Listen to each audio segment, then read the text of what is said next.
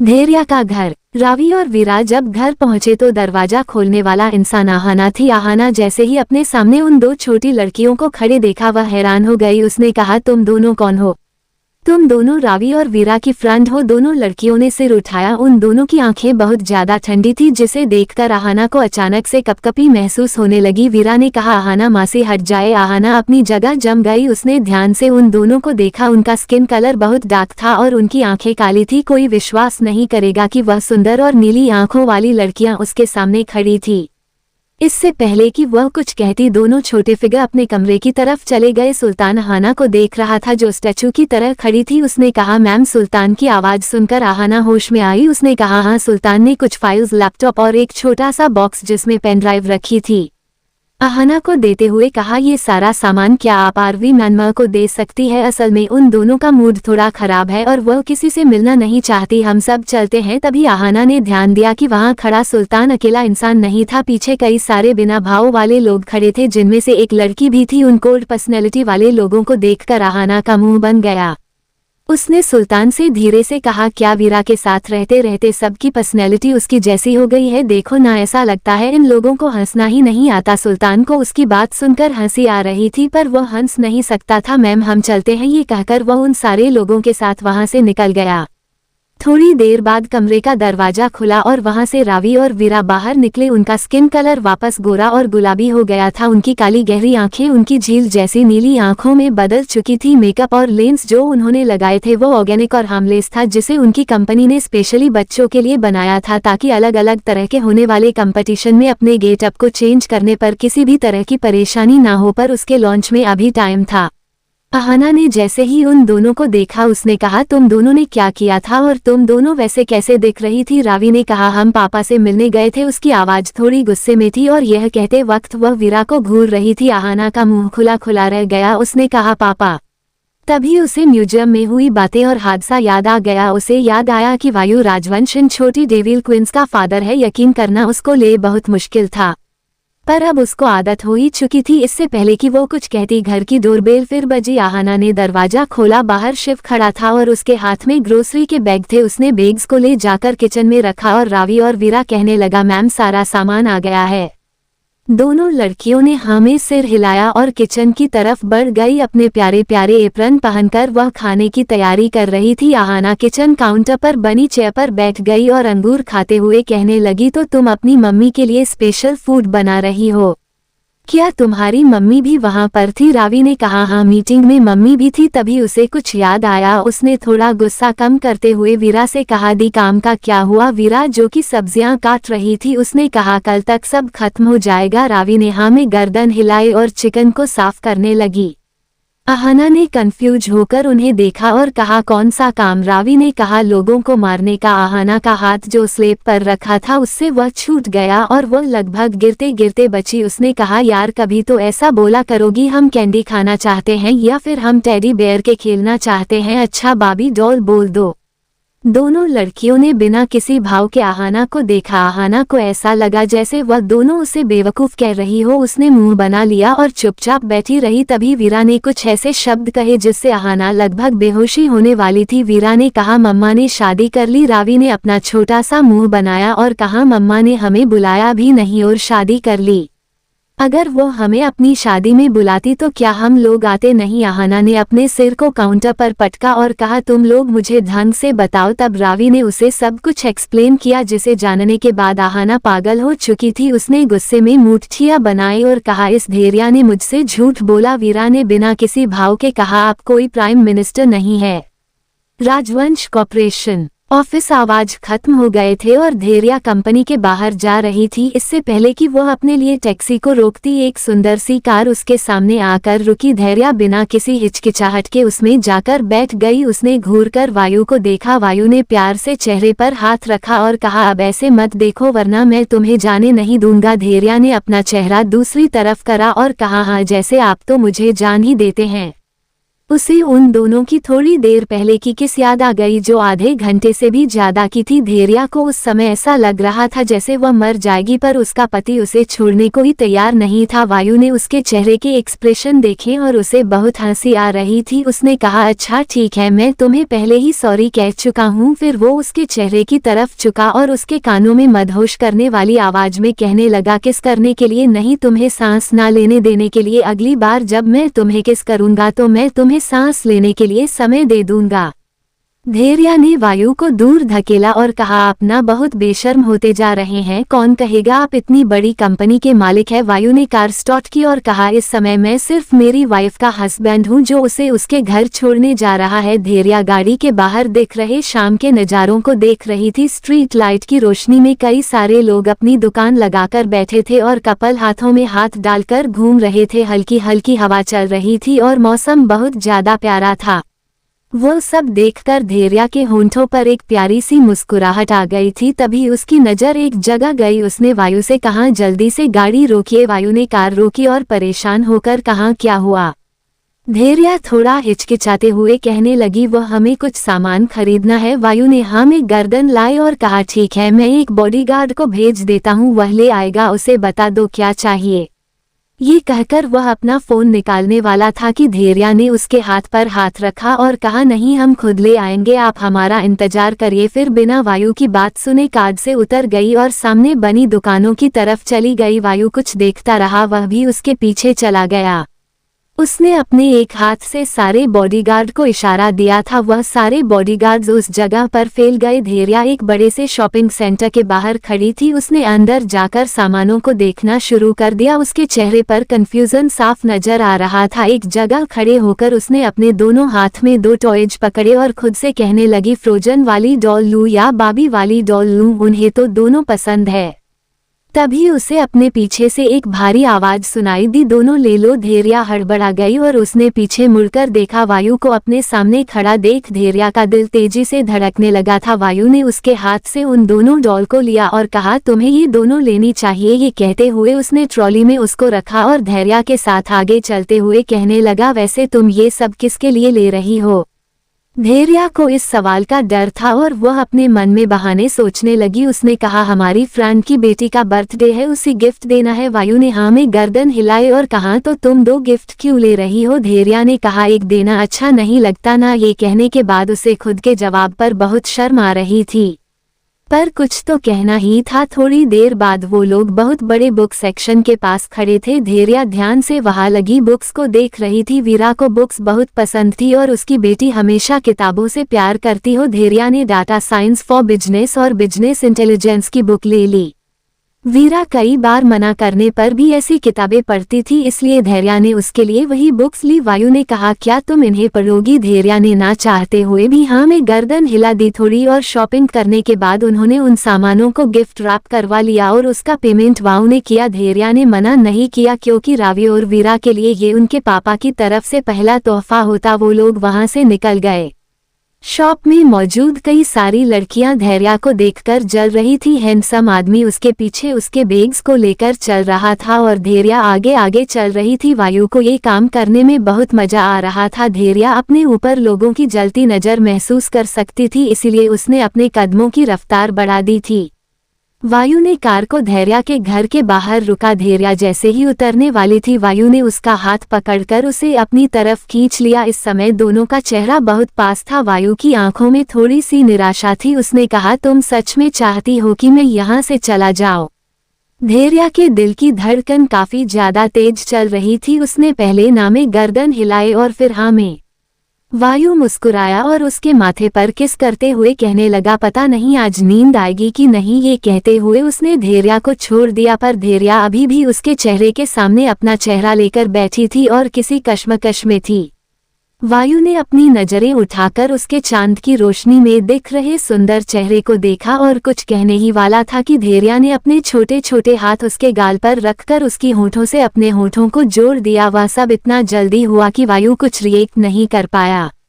उसकी वाइफ ने उसे पहली बार आगे से किस करा था और यह मौका वह छोड़ना नहीं चाहता था। उसने जल्दी से धैर्या की कमर में हाथ डाला और उसे अपनी गोद में बैठा लिया। दोनों पैशनेटली किस कर रहे थे। वायु के कई बार उसे किस करने के कारण अब धैर्या को अच्छे से पता चल गया था कि इसे कैसे करते हैं। उसकी छोटी सी जीभ वायु के मुंह के अंदर थी। वो धीरे धीरे अब उसके लोअर लिप को सक करने लगी थी। वायु के दिल की धड़कन कभी थकती तक भी बढ़ती जा रही थी।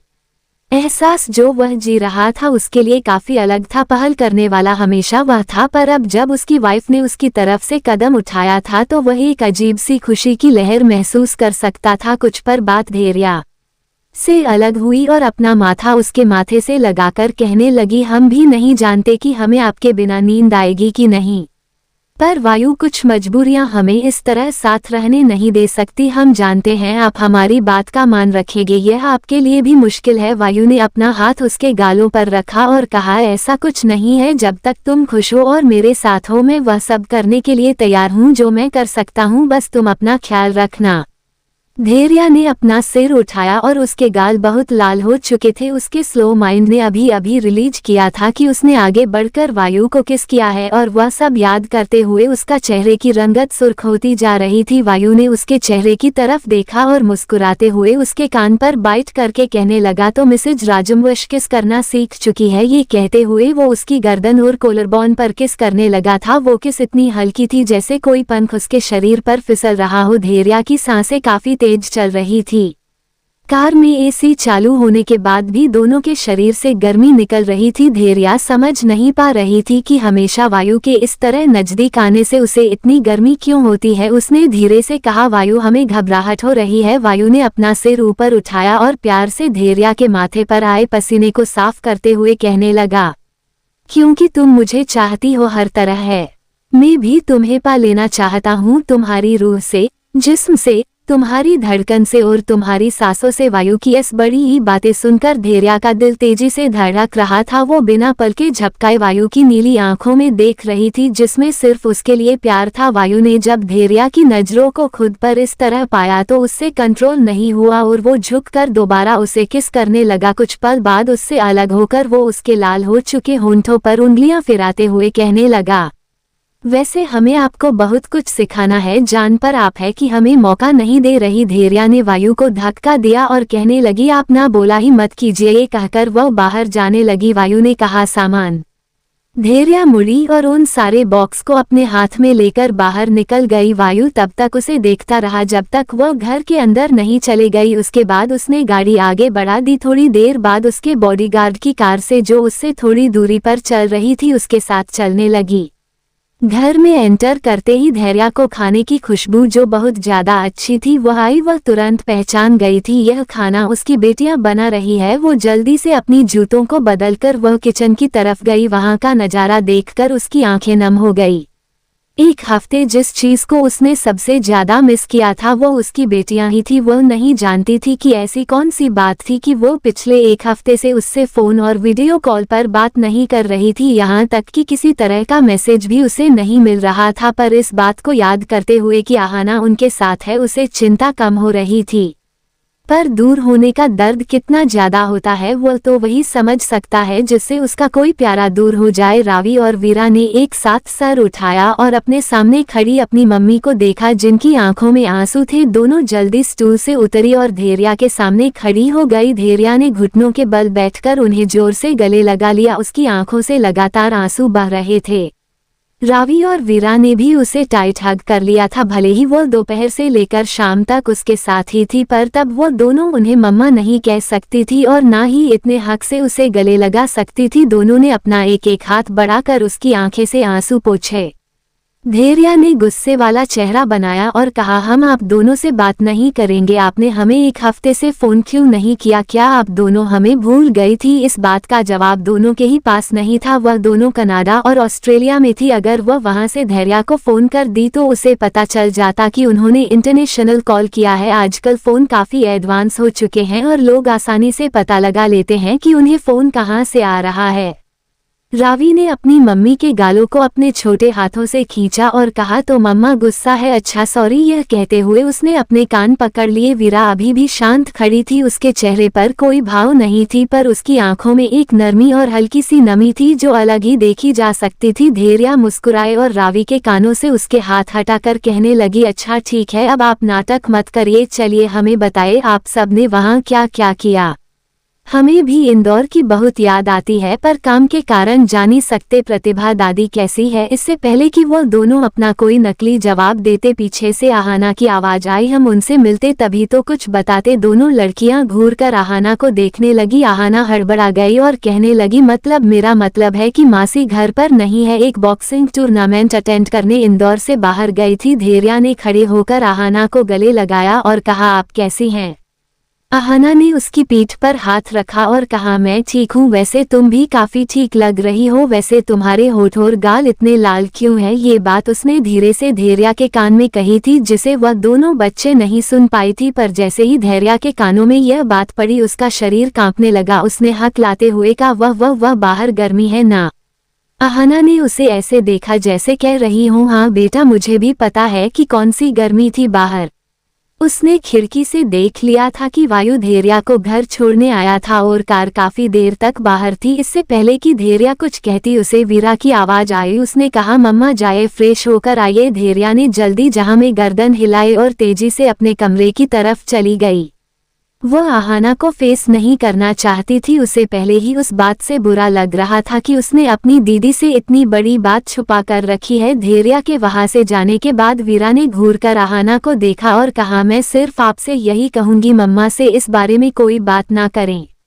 उसके शब्द बहुत धीमे मगर खतरनाक थे। आहाना वीरा से बहुत डरती थी, इसलिए उसने देरी ना करते हुए अपनी गर्दन तेजी से हाँ में हिलाई। रावी साइड में खड़ी हुई रखो मुंह बनाकर उसे देख रही थी। वीरा कब से रावी को नोटिस कर रही थी और उसके इस तरह के बर्ताव को देखकर परेशान हो गई थी। उसने कहा, मुझे बताओ तुम मुझे कब से ऐसे क्यों देख रही हो? अब रावी से भी सब्र नहीं हो रहा था। उसने अपने दोनों हाथ अपनी कमर पर रखे और कहा, पहले तो आपने मुझसे झूठ कहा कि पापा ने दूसरी शादी कर ली है, और दूसरा आज जब हम मीटिंग के लिए गए तो आप होती वो थी जो पापा की गोदी में बैठी थी, और आप ही वो थी जिसे पापा ने गोदी में उठा था। प्लान तो मेरा था ना उनसे मिलने जाने का, मुझे भी उनकी गोदी में जाना था। वह इस समय एक फोटो से जिद्दी बच्चे की तरह दिख रही थी, वैसे भी वो थी तो छोटी बच्ची ही। रावी की बात सुनकर वीरा को वह सब दोबारा याद आ गया था और उसके चेहरे पर अजीब सा एक भाव बन गया था। उसने खाने को बाहर ले जाते हुए कहा, इस बारे में कोई बात नहीं होगी, यह कहते हो वहां से बाहर चली गई है। आहाना ने झुककर रावी से कहा, क्या तुम्हारे पापा ने वीरा को गोदी में उठा था? जल्दी बताओ, उसका फेस तब कैसा दिख रहा था? रावी थोड़ी चढ़ी हुई जरूर थी, पर आहाना की बात सुनकर वह एक्साइटेड हो गई थी। उसने कहा, हाँ मेरे पास फोटो है, आपको पता है दी के गाल टमाटर जैसे लाल हो गए थे, मेरे पास उनका फोटो भी है, मैं आपको बाद में दिखाऊंगी। वह लोग धीरे धीरे बातें कर ही रहे थे कि वीरा वहां आकर उन्हें घूरकर देखकर कहने लगी, क्या आप लोग खाना बाहर ला रहे हैं या नहीं? दोनों लड़कियां सीधी खड़ी हो गई और चुपचाप खाना बाहर ले जाने लगी। थोड़ी देर बाद वो सभी डाइनिंग टेबल पर बैठी थी। धैर्या अपनी चमकती हुई आंखों से खाने को देख रही थी। वीरा उसकी प्लेट में खाना सर्व करते हुए कहने लगी, यह सिर्फ देखने के लिए नहीं है। जैसे ही धैर्या ने खाने की फर्स्ट बाइट खाई, वो अपने मुंह से आवाज निकालते हुए कहने लगी, हमने सच में आप दोनों के हाथ के खाने को बहुत मिस किया है। रावी ने मुंह बनाकर कहा, सच में मम्मा, आपने सिर्फ हमारे हाथ के खाने को मिस किया, हमें नहीं। धैर्या ने अपने हाथ से रावी को खाना खिलाते हुए कहा, ऐसे कैसे? अगर हम आपको मिस नहीं करते तो आपके हाथ की खाने को कैसे करते हैं?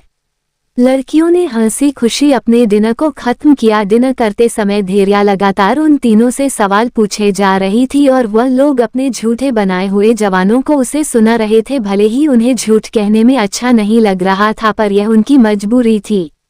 धैर्या का घर रावी और वीरा थक गए थे, इसलिए वह अपने कमरे में जा चुके थे। धैर्या इस वक्त आहाना के कमरे में बैठी थी। आहाना उसे सीरियस लुक के साथ देख रही थी, जैसे वह उसके कुछ कहने का इंतजार कर रही हो। धैर्या ने गहरी सांस ली और कहा, दीदी हमें आपको कुछ बताना है, हमने उन्हें ढूंढ लिया। आहाना ने कहा, तुमने किसे ढूंढ लिया? धैर्या घबराते हुए कहने लगी। रावी और वीरा के पापा को। आहाना ने हैरान होने का नाटक करते हुए कहा, क्या तुम्हें कैसे पता चला और वह कौन है? धैर्या ने कहा, हम जिस कंपनी में काम करते हैं वो वहाँ के बॉस वायु राजवंश है और हमने उनसे शादी कर ली है। भले ही यह बात आहाना मेरा वीरा के मुंह से सुनी थी, पर इसी बात को धैर्या के मुंह से सुनकर उसे गुस्सा ज्यादा आ रहा था। उसने घूरकर धैर्या को देखा और कहा, अच्छा मैं जानना चाहती हूँ ये सब तुमने कब किया?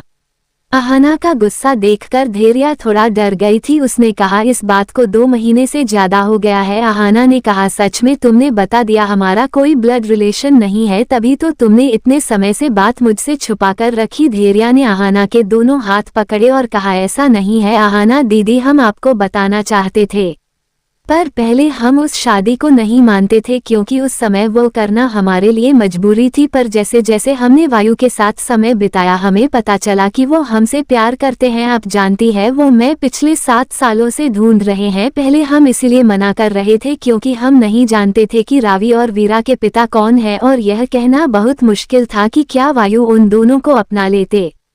यही सब सोचते हुए हमने हमेशा वायु को इनकार किया, पर जब हमने उस बात को जानने की कोशिश की आखिर कौन हमारी बेटियों का पिता है, तब मुझे पता चला कि वो वायु ही है। उस समय हमारे मन में चल रही कश्मकश खत्म हो गई थी और धीरे धीरे हमने वायु की प्यार को एक्सेप्ट कर लिया। आहाना का मुंह धैर्या की बातें सुनकर खुला का खुला रह गया था। उसने नहीं सोचा था कि सच इतना कॉम्प्लिकेटेड होगा, और उसके बाद धैर्या ने जो शब्द कहे उससे आहाना बुरी तरह हिल गई थी। धैर्या ने कहा, हमें पता चल गया है, हमें दिल की बीमारी है। आहाना ने डरते हुए धैर्या को देखा और कहा, मैं तुमसे झूठ नहीं कहना चाहती थी, पर तुम्हें स्ट्रोक देने के लिए मना करा गया था। धैर्या ने झूठी मुस्कुराहट बनाते हुए कहा, हम जानते हैं दीदी, अपने ये सब हमारे लिए ही किया है, पर इसका क्या फायदा? हम जानते हैं कि हमारा अगले महीने ऑपरेशन होगा। हमने डॉक्टर सिद्धार्थ से भी बात की है और हम अपना इलाज भी अच्छे से करवा रहे हैं, पर हमें रावी और वीरा से बात करनी है, उन्हें उनके पिता से मिलाना है ताकि वह दोनों ने अच्छे से उन्हें जान सके। आहाना ने जोर से धैर्या के हाथों को दबाया और कहा, तुम क्या सोच रही हो? धैर्या ने अपना सिर ऊपर करा और कहा, वही जो आपके दिमाग में है। आप भी अच्छे से जानती है कि वो ऑपरेशन बहुत कठिन है और हमारे बचने के चांस है सिर्फ 50% है। आहाना खड़ी हुई और कहने लगी, तुम ऐसा कैसे सोच सकती हो? वो लड़कियां तो तुमसे इतना प्यार करती है और तुम ये सोच रही हो कि तुम्हारे मरने के बाद उनका पिता उनका ख्याल रखे? वो तो नहीं जानता ही नहीं वह दोनों कौन है। नहीं, तुम ये सही नहीं कर रही हो। अगर तुम उन दोनों पर बाप बेटी के रिश्ते बनाने का जबरदस्ती दबाव बनाओगी तो उनकी मेंटल हेल्थ पर बहुत असर पड़ेगा। धैर्या समझो, डॉक्टर सिद्धार्थ बहुत अच्छे डॉक्टर है, वो तुम्हें कुछ नहीं होने देंगे, तुम पूरी तरह ठीक हो जाओगी। धैर्या ने कुछ नहीं कहा और चुपचाप वहां से चले गई। रावी और वीरा का कमरा पूरी तरह शांत था और छोटी परछायां एक दूसरे को गले लगाकर बेड पर बैठी हुई थी। थोड़ी थोड़ी देर में रावी की सिसकियों की आवाज आ रही थी। वीरा रावी के सिर पर हाथ फेर रही थी। रावी ने कहा, क्यों? मम्मा को पता चल गया और वह ऐसा क्यों कह रही है कि वो नहीं रहेगी? दी, आपने कहा था ना डॉक्टर सिद्धार्थ सब ठीक कर देंगे। मम्मा हमें छोड़कर नहीं जा सकती। वीरा बिना किसी भाव के रावी के पीठ और सिर को सहला रही थी जिससे वह शांत हो सके। उसकी छोटी बहन बुरी तरह कांप रही थी। इस समय वीरा के दिल की धड़कन भी बहुत तेज थी, जिसमें अपनी मम्मी को खोने का डर वह महसूस कर सकती थी। उसका हमेशा सख्त दिखने वाला चेहरा इस समय थोड़ा मुरझाया हुआ था। दोनों ही लड़कियों ने कमरे के बाहर खड़े होकर अपनी मम्मी और आहाना मासी की बातों को सुन लिया था और उसके बाद तुरंत को अपने कमरे में आ गई थी। वीरा ने कहा, मैंने कहा ना मम्मा कुछ नहीं होगा। अगर हम इस तरह बिहेव करेंगे तो वह ठीक कैसे होगी? हमने प्रॉमिस किया था ना एक दूसरे से कि हम उन्हें कुछ नहीं होने देंगे। रावी ने अपना आंसू से भरा चेहरा ऊपर किया। उसकी नाक बहुत ज्यादा लाल हो गई थी और उसने कहा, हाँ हम उन्हें कुछ नहीं होने देंगे। वीरा ने रावी को बेड पर लेटाया और धीरे धीरे उसका सिर सहलाने लगी। यह कहना गलत नहीं होगा कि वह रावी के लिए उसकी माँ जैसी ही थी। जिस बचपन को वीरा ने छोड़ दिया था वह उसे अपनी बहन में जिंदा रखने के लिए हमेशा उसे लाड करती रहती थी। रावी के सो जाने के बाद वीरा ने उसे अच्छे से ब्लैंकेट से कवर किया और बालकनी में जाकर खड़ी हो गई। उसकी आंखें खाली थी और उनमें हल्की सी नमी थी। हाथों की मुठ्ठियां बनाकर उसने आसमान में देखकर कहा, नहीं मम्मा, आपको कुछ नहीं होगा और हम वायु राजवंश के पास बिल्कुल नहीं जाएंगे। कड़वाहट जो आज उसके दिल में थोड़ी सी खत्म हो गई थी अपनी मम्मी की बातों को सुनकर वह फिर से बढ़ने लगी थी। अगली सुबह सबके चेहरे पर थोड़ी सी मायूसी थी और वह चारों लड़कियां चुपचाप बैठकर अपना नाश्ता कर रही थी। धैर्या ने देखा कि माहौल बिल्कुल अच्छा नहीं है, इसलिए उसने अपने साइड में रखे 2 बॉक्स को रावी और वीरा को देकर कहा, हमने आप दोनों के लिए तोहफा लाया है, देखिए आपको पसंद है। लड़कियों ने अपनी मम्मी की तरफ देखा और उनकी नज़र गिफ्ट बॉक्स कर गई। रावी जो जल्दी सब कुछ भूल कर हैप्पी हो जाती थी, इस समय उसका गिफ्ट बॉक्स खोलने का कोई मन नहीं था, पर अपनी मम्मी के चेहरे की चमक देखकर उसने हार मान ली और डब्बे को हाथ में लेकर कहने लगी, इसमें क्या है? धैर्या ने कहा, खुद ही देख लो। रावी ने तेजी से बॉक्स को खोल दिया और अंदर रखी 2 डॉल के सेट को देखकर उसकी आंखें चमकने लगी। उसने बाबी डॉल को अपने हाथ में लिया और उसे गले लगाकर कहने लगी, आप मेरे लिए डॉल लाए? मेरी पुरानी वाली डॉल खराब हो गई थी, पर अब इस नई वाली डॉल को मैं बहुत संभाल के रखूंगी। यह कहते हुए उसने दोनों डॉल्स को अपने छोटे छोटे हाथों में पकड़ लिया। वीरा ने अपनी बहन की तरफ देखा और उसे खुश देखकर एक राहत महसूस हुई। उसने अपने बॉक्स को शांति से खोला और उसमें रखी 2 बुक्स को देखकर उसके चेहरे पर कोई एक्सप्रेशन नहीं आ रहा है। धैर्या ने छोटा सा मुंह बनाकर कहा, आपको पसंद नहीं आई, पर हमने आपको इसी तरह की किताबें पढ़ते देखा है। वीरा ने बिना किसी भाव के कहा, अच्छी है, मैं इसे पढ़ूंगी। वीरा के कुछ शब्द ही धैर्या को खुश करने के लिए काफी थे। उसकी बेटी की पर्सनैलिटी ऐसी ही थी। वीरा के सामने रखी बुक्स में उसे ज्यादा इंटरेस्ट नहीं था। उसके पास अमेरिका की फेमस लाइब्रेरी का पास था, जहां से हर नई पब्लिक हो रही बुक सबसे पहले उसे भिजवाई जाती थी। जो किताबें उसके सामने अभी रखी थी वो उन बुक्स के 1% भी नहीं थी। थोड़ी देर बाद वह सब घर से निकल गए। आहाना रावी और वीरा को अपने साथ ले गई, यह कहकर कि वह उन्हें स्कूल छोड़कर हॉस्पिटल चले जाएगी, और धैर्या टैक्सी लेकर ऑफिस के लिए निकल गई। राजवंश हवेली। निर्मला देवी को हॉस्पिटल से छुट्टी मिल चुकी थी और वह इस समय अपने कमरे में थी। गौरव जी और कृपा जी साइड में खड़े थे और वह निर्मला देवी के फीके पड़ चुके चेहरे को देख रहे थे। कृपा जी ने कहा, माँ सब भूल जाए, क्या हुआ? अगर वायु पिता नहीं बन सकता, तेजस है हमारे यहाँ, वो भी तो हमारे ही बेटा है। निर्मला देवी ने गुस्से में मुठ्ठियां बनाई और कहा, ऐसा नहीं होगा, आप जानती हैं वायु परिवार का अगला हेड है, अगर उसकी कोई औलाद नहीं होगी तो उसे वह पोजीशन नहीं मिल पाएगी। हम नहीं जानते, हमें वह बच्चा वापस चाहिए। गौरव जी कब से खुद को शांत कर खड़े थे और आखिरकार उनका सब्र टूट गया। उन्होंने गुस्से में कहा, बस करिए माँ, वह औरत और वह बच्चा मर चुके हैं। हेमंत में हमें फोटो भी भेजी थी, आपने देखी थी ना? निर्मला देवी उदास हो गई और कहने लगी, गौरव आप हमारी बात नहीं समझ रहे हैं। गौरव जी ने मुंह फेर लिया और कहा, हमें समझना भी नहीं है, पता नहीं कब आपके सिर से खानदान का भूत करेगा। पैसा और पावर सब कुछ नहीं होता है माँ, परिवार सब होता है, और आप उन सब बहुत पीछे छोड़ चुकी है। एक दिन ऐसा ना हो कि आपके पास कुछ भी ना रहे। ये कहते हुए वह वहां से चले गए। रकपा जी ने एक नजर निर्मला देवी को देखा और वह गौरव जी के पीछे चले गई। रामगढ़। लीला, प्रमोद और उनके साथ 5 लोग और एक खेत में फसल काट रहे थे। थोड़ी देर बाद वह सब पेड़ के नीचे खाना खाने बैठ गए। लीला ने धीरे से कहा, तुमने पता किया वह कब आ रहे हैं? आदमी जिसने नीले रंग की पगड़ी पहनी थी उसने कहा, मैं कल गिरोह में शामिल था, वह लोग कह रहे थे कि अगले हफ्ते वह लोग जरूर आएंगे। बड़ी मूछ वाला आदमी जो साइड में बैठा था उसने कहा, प्रमोद तुम इतने सालों से इस मिशन में हो कि तुम्हें अपने घर की याद नहीं आती? लीला और प्रमोद उदास हो गए। नीली पगड़ी वाले आदमी ने कहा, तुमने अपनी बेटी को तो इस दलदल से बाहर निकाल दिया, पर तुम दोनों का क्या? प्रमोद ने अपना सिर उठाया, उसकी आंखें विश्वास से भरी थी। उसने कहा, एक बार यह सब खत्म हो जाए। आतंकवादियों का वह गिरोह कई सालों से बच रहा है और हर बार उनका एक नया लीडर सामने आ जाता है, पर इस बार हर जगह लीडर इस मीटिंग में शामिल होने वाले हैं। गांव में लोगों से जो ड्रग्स, गन और अलग अलग चीजें बनवाई जाती है, वह लोग उन्हें यहां से ले जाकर बाहर एक्सपोर्ट करते हैं।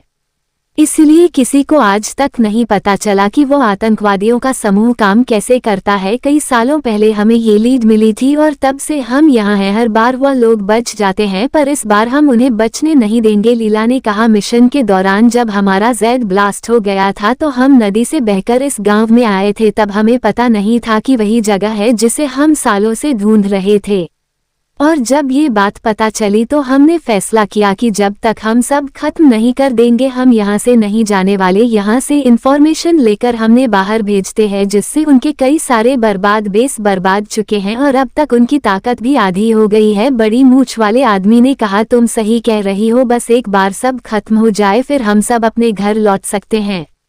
देहरादून आलीशान होटल के बड़े से कमरे में लड़का शर्टलेस पीठ के बल बेड पर लेटा था और उसके साइड में एक लड़की थी जो घूर कर उसे देख रही थी। लड़के ने बिना सर उठाए और बिना आंखें खोलेगा कहा, निधि अब तुम ऐसे मत देखो वरना तुम शायद आज घर ना जा पाओ। निधि ने मुंह फेर लिया और कहा, तेजस तुम हमेशा मेरे साथ ऐसा करते हैं, मैं पहले ही कह चुकी हूँ कि हमारे लिए खत्म हो गया है।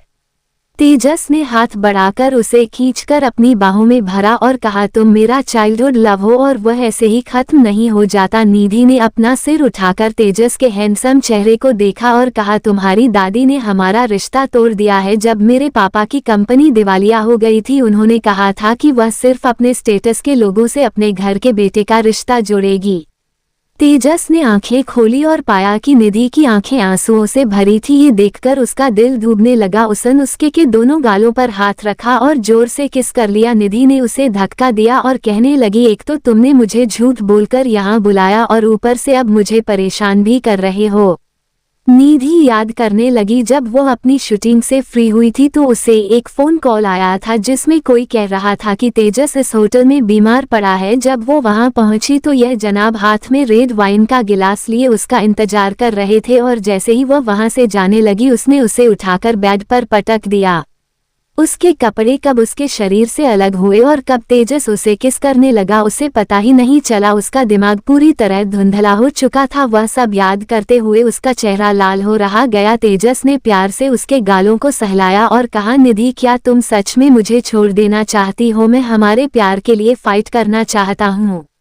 निधि ने उसकी प्यारी बातों से छुटकारा पाने के लिए उससे वही सवाल किया जो करने को यहाँ आई थी। उसने कहा, तुमने कहा था तुम मुझे कुछ इंटरेस्टिंग बताने वाले हो। तेजस ने उसके ऊपर से ब्लैंकेट को हटा दिया। अब उसके सामने निधि की गोरी स्किन थी जिस पर एक भी कपड़ा नहीं था। उन पर बने लव बाइट के निशान कल रात की सारी कहानी बयां कर रहे थे, जिसे देखकर तेजस की आंखों में चमक आ गई। वो उन सारे लव बाइट पर किस करने लगा जिससे निधि की सांसें तेज होने लगी थी। उसने अपने हाथों को तेजस के बालों में फंसाया और कहा, तेजस प्लीज। तेजस रुका, उसे अपनी बाहों में भर कर कहने लगा, ठीक है तो मैं तुम्हें बताता हूँ, भाई ने शादी कर ली। निधि अभी तेजस की पकड़ से छूटने की कोशिश कर रही थी, रुक गई और आंखें बड़ी बड़ी कर कहने लगी, क्या वायु भाई ने शादी कर ली? राजवंश कॉर्पोरेशन। जब धैर्या कंपनी के अंदर पहुंची तो उसे वो काफी चहल पहल दिख रही थी। हर कोई अपने फोन में या न्यूज़पेपर में एक न्यूज़ को देख रहा था या पढ़ रहा था। धैर्या ने कंफ्यूज होकर लोगों को देखा और आगे जाने लगी। जब वो डिजाइनिंग डिपार्टमेंट पहुंची तो वहां का भी वही हाल था। उसने वीर को देखा और कहा, सब क्या देख रहे हैं? वीर ने हैरानी से उसे देखा और कहा, क्या तुमने न्यूज़ नहीं देखी? धैर्या ने नासमझी में अपने सिर को हिलाया। वीर ने अपने सिर पर हाथ मारा और कहा, तुम एक डिजाइनर ही हो ना? क्या तुम्हें ऑस्ट्रेलिया और कनाडा में हुए ट्रांसफॉर्मी के स्टोर ओपनिंग के बारे में नहीं पता? ओपनिंग सेरेमनी का वीडियो आज ही अपलोड हुआ है। जो लोग रिपोर्टर शामिल हुए थे और जो मीडिया वहां थी उन सबको इसे पब्लिश करने के लिए कुछ दिन बाद का ही टाइम दिया गया था और आज वह हो गया है। देखो, ये कहते हुए उसने अपने फोन धैर्या के हाथ में दे दिया। स्टोर की ओपनिंग बहुत ज्यादा शानदार थी और वो स्टोर देखने में बहुत सुंदर थे। दोनों स्टोर को एक दूसरे से कंपेयर करने के लिए वहां पर एक पोस्टर भी बनाया गया था।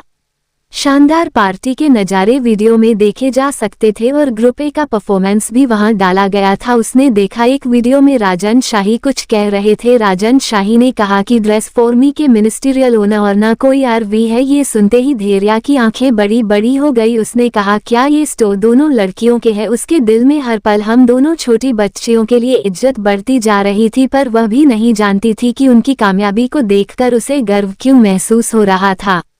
उसने वीर को फोन वापस दिया और कहा ठीक है, हम बाद में इनकी ड्रेसेस को देखेंगे, चलिए काम करते हैं। ये कहते हुए वह वीर के साथ वहां से चले गए। वायु ने 2 नए डिजाइनर्स को उनके साथ शामिल कर दिया था और वह मनुष्य और चित्रा से काफी अच्छे थे। काम काफी तेजी से चल रहा था और समय का पता लगा पाना बहुत मुश्किल हो रहा था। Dehradun public school. रावी और वीरा क्लासरूम में बैठे थे और सारे बच्चे देखकर उन्हें बातें कर रहे थे। एक छोटी लड़की जिसके बाल उसके कंधे तक आ रहे थे, उसने कहा ये दोनों हमेशा अपनी मर्जी से यहाँ आती है और चली जाती है, फिर भी देखो इन दोनों के चेहरे पर कितना एटीट्यूड है। टीचर और प्रिंसिपल सर भी ना कुछ नहीं बोलते, हम सबको इनकी कंप्लेंट करनी चाहिए। सारे बच्चे मिलकर दोनों डेविल के खिलाफ प्लानिंग कर रहे थे और इन सब से अनजान वह दोनों लड़कियां फोन में उनके स्टोर के बारे में पब्लिश हुई न्यूज को देख रहे थे। वीरा ने कहा काम सही हुआ है, देखो हमारी एक भी फोटो नहीं है। उसने पहले से ही सुल्तान से कहकर मीडिया से उनके सारे पिक्चर्स और वीडियोस में दिख रहे अपीयरेंस को हटवा दिया था। रावी ने कहा वह सब तो ठीक है दी, पर हमें क्या मम्मा से बात करनी चाहिए।